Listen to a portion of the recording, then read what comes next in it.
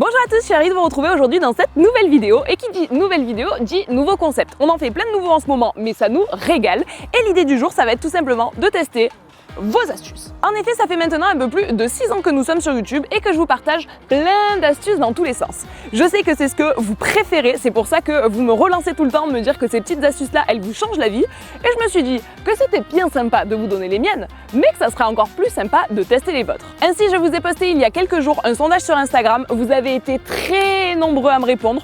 J'ai sélectionné quelques astuces et on va donc les tester ensemble. Si je devais toutes les tester aujourd'hui, la vidéo ferait clairement 45 minutes. Donc, si une partie de vous intéresse, n'hésitez pas à me le dire en likant cette vidéo. Et maintenant, c'est parti!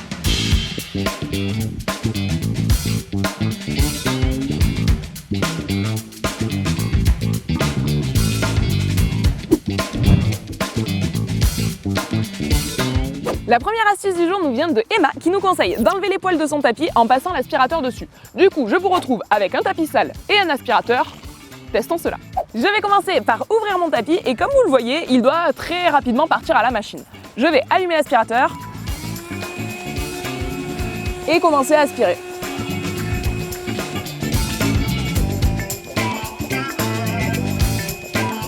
Génial!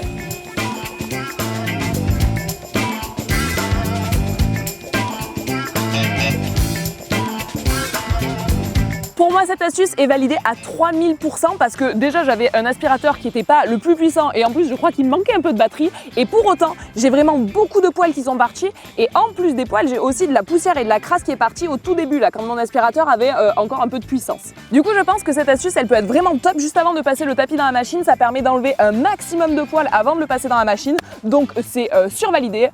Merci Emma. L'astuce suivante nous vient de Lisa qui nous conseille d'utiliser une brosse à dents pour graisser les filets. Du coup, j'ai pris un peu de graisse, une brosse à dents usagée et on va tester tout ça. Pour tester cette astuce, je vais me servir tout d'abord du savon glycériné de chez Charlie's Laser et ensuite du baume pour cuir de chez Bates. C'est parti, je vais mettre du savon glycériné sur ma brosse à dents et je vais venir appliquer tout ça sur mon filet qui en a grandement besoin. Oh, mais génial!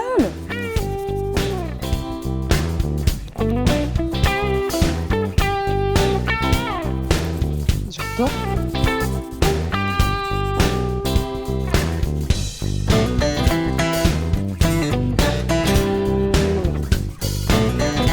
Du coup, pour le savon glycériné, c'est validé. On va faire la même chose avec le baume pour cuir. Je vais venir en chercher un petit peu sur ma brosse à dents et l'appliquer sur mon filet.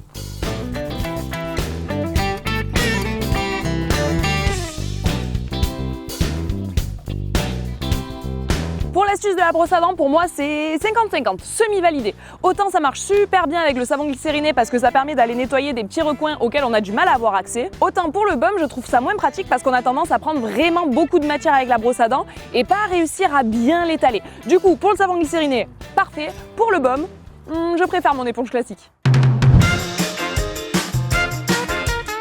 L'astuce suivante nous est donnée par Uteki13 et je ne sais même pas comment je vous l'ai pas donnée avant tellement c'est une technique que j'utilise tout le temps depuis que je travaille dans des écuries ou que je passe et je la prends à tout le monde parce qu'elle est pépite. Donc je peux vous dire en avance qu'elle est validée. Il s'agit tout simplement de couper les ficelles de balles de foin avec une ficelle. Quand on n'a pas de couteau, c'est super pratique et j'aime autant vous dire que ça devient ta meilleure amie dans ces cas-là. L'astuce ici, elle est toute simple. On prend une ficelle, on vient la passer dans une des ficelles qui enserre la botte de paille.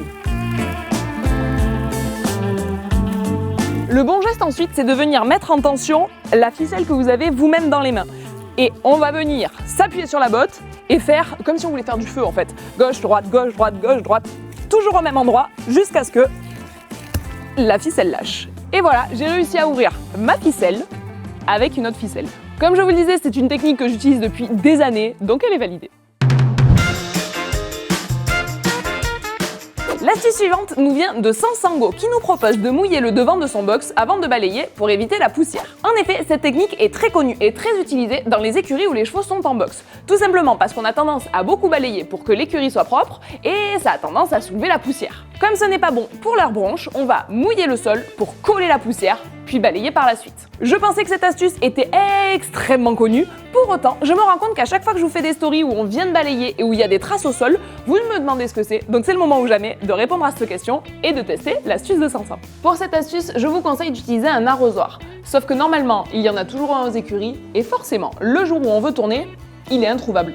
Du coup, je vais vous montrer comment l'utiliser avec un petit seau flexible. Je vais commencer par le remplir, c'est parti.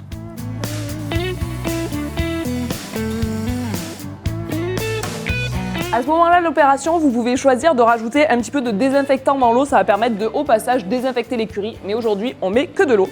Ici, on va avoir un petit mouvement circulaire du bras, pas très pratique avec un seau, beaucoup plus pratique avec l'arrosoir, mais on va s'en sortir.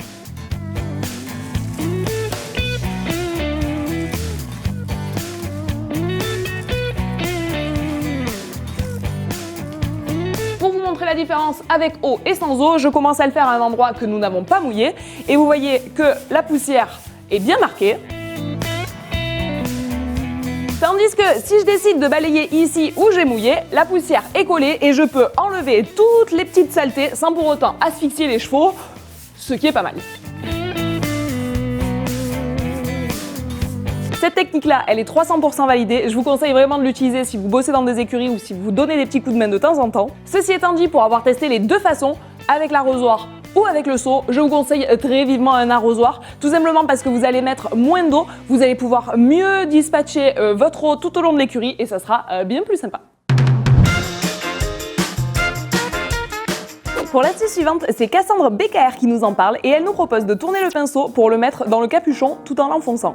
Cela va permettre tout simplement de ne pas avoir de poils rebelles sur votre pinceau. Démonstration. Comme vous le voyez, j'ai plein de petits poils fous ici, de poils tout recourbés. Et bien c'est dû aux fois où j'ai fermé mon pinceau sans utiliser cette astuce. Pour autant, elle est toute bête puisqu'il suffit de venir mettre son pinceau à l'entrée du capuchon et tournicoter en même temps que ce qu'on l'enfonce. Cette astuce-là, elle est vraiment validée. Elle va vous permettre de ne pas avoir un pinceau qui ressemble à un pissenlit explosé. Donc c'est bon pour moi. L'astuce suivante nous vient de Victoria Briard. Je l'avais déjà entendu expliqué par des grooms et je l'ai jamais testé, donc c'est le moment ou jamais. Elle nous propose de pré-brosser la queue avec un bouchon pour éviter de casser les crins. Pour pouvoir faire son astuce, je me suis donc emparée d'un bouchon, d'une queue de cheval. Je suis venue quand même mettre du démêlant dessus parce que je peux pas m'en empêcher. Et on va tester ça tout de suite en enroulant la queue sur elle-même.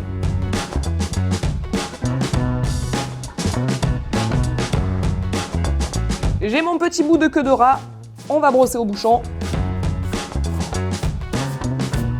Update sur la situation, pour l'instant ça marche pas très bien, la queue reste plutôt emmêlée, mais peut-être que j'ai été trop ambitieuse. On va refaire avec un petit bout de queue un poil plus court. C'est déjà bien mieux.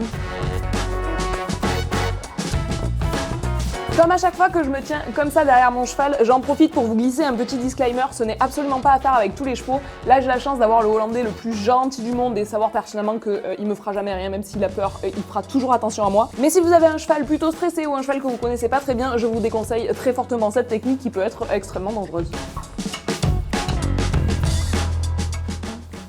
Fin du brossage pour moi, la technique est validée dans le sens où, en effet, la queue est démêlée et comme vous le voyez, il doit y avoir deux crins sur mon bouchon à tout casser alors qu'à chaque fois qu'on se sert d'une brosse à crins, on arrache beaucoup plus de crins que ça. Là où je mettrais un petit bémol tout de même, c'est que ici on a un cheval qui a la queue qui est démêlée tous les jours, si ce n'est 2 fois par jour. Donc généralement, on n'a pas trop de mal à enlever les nœuds parce qu'il n'y en a pas. Je ne suis pas certaine que cette technique fonctionne tout aussi bien avec un cheval qui a beaucoup traîné en extérieur ou dont la queue n'est pas démêlée très souvent. Donc à tester. On va dire semi-approuvé. Pour l'astuce suivante, nous restons encore et toujours dans les fesses d'Hollandais et cette astuce-là nous vient de Rousseloulou. Elle nous dit la vaseline contre les mouches plates. En effet, je suis venue prendre avec moi un peu de vaseline, c'est la Carital d'ailleurs, si vous connaissez pas cette marque, je vous la conseille clairement, et je vais venir la mettre sous la queue. C'est l'endroit où généralement les mouches plates ont vraiment très envie de nicher. On va pas hésiter non plus à en mettre tout au long de son fourreau, de façon à ce qu'elle ne puisse pas accrocher. Cette technique-là, elle va permettre tout simplement, grâce à la vaseline qui glisse, de faire en sorte que les mouches plates ne puissent pas tenir sur votre cheval. Elles vont glisser, glisser, glisser, puis elles vont finir par disparaître. Testons ça ensemble. On va prendre un petit peu de vaseline et on va venir se positionner sous la queue d'Hollandais. Je vous offre le meilleur plan de l'histoire de la chaîne. Alors ici, comme vous le voyez, il a une petite mouche plate qui est coincée là. Lui, il s'en fout, il est craint pas du tout. C'est vraiment un cheval surprenant. Il peut avoir peur d'un crottin, mais alors les mouches, ça n'a jamais été un problème. Du coup, c'est le moment ou jamais de tester l'astuce. Je viens mettre de la vaseline sur toutes ces parties-là. Ouais, t'as raison, va-t'en, pas belle. Pardon, cheval. Ouh, on veut pas de toi. Ça va faire un toboggan à mouche plate. Elles vont pas pouvoir s'accrocher sur toute cette partie-là de mon cheval.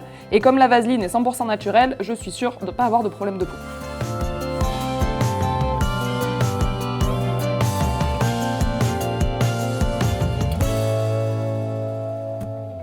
Après avoir testé pour vous cette astuce, j'ai deux conclusions. La première, c'est qu'elle est validée, puisqu'en effet, je suis allée chercher une mouche plate que j'ai posée sur les fesses de mon cheval pour essayer de voir ce que ça donnait. Malheureusement, on n'a pas eu l'image, mais elle a vraiment glissé le long et puis après, elle se laissait plus attraper. Mais le fait est que ça fonctionne, je vous le promets. Et la deuxième conclusion, c'est que après cette astuce, je vous conseille très fortement de bien vous laver les mains parce que vous venez de les mettre dans des parties très intimes de votre cheval. La dernière astuce de cette vidéo nous est proposée par Opium Agility. Celle-ci propose « Mon astuce à moi pour ta vidéo, c'est la Magic Brush. Tu prends le jet d'eau et tu rinces bien la brosse, tu la retournes et tu tapes, tous les poils ressortiront, à refaire jusqu'à temps qu'il n'y en ait plus. Voilà. » Du coup, on va tester ça. J'ai dans ma main une Magic Brush. Moi, c'est une brosse que j'utilise énormément, que ce soit sur le dos pour le côté couteau de chaleur ou peigne à mue, ou sur l'avant pour brosser les sabots, le corps du cheval. Bref, vous avez compris, ma brosse à moi, elle est sur crado. Testons ensemble.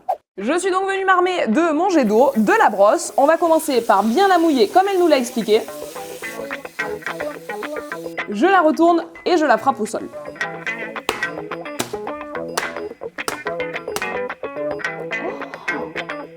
Mais ça marche trop bien! Ok, je recommence. Mais c'est génial!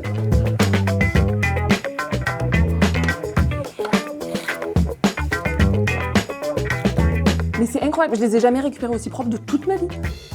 Oh, mais c'est un bonheur.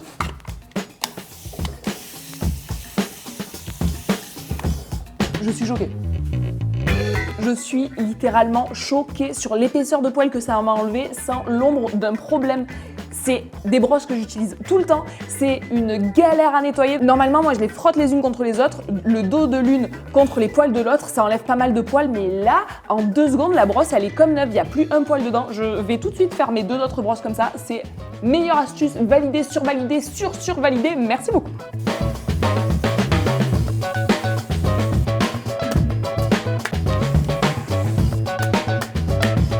Bon ben voilà, elle est nickel, j'adore.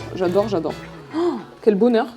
Pour conclure cette vidéo, je voulais vous dire merci d'avoir partagé vos astuces avec moi. J'ai adoré les tester pour vous et j'espère que ça vous a plu aussi. Si c'est le cas, n'hésitez pas à me dire dans les commentaires laquelle est votre préférée et celle que vous avez le plus hâte de tester. Autre chose à me dire dans les commentaires, eh bien ce sont vos astuces préférées de la vie de tous les jours. Surprenez-moi, faites-moi découvrir de nouvelles astuces que j'aurai trop envie de tester, puisque la prochaine partie, si on fait une partie 2, je viendrai piocher directement dans les commentaires de cette vidéo. En tout cas, n'oubliez pas de liker cette vidéo, de vous abonner à la chaîne si ce n'est pas déjà fait, en activant la cloche des notifications, bien évidemment. Moi, je vous fais tout plein de gros bisous et je vous dis à très bientôt!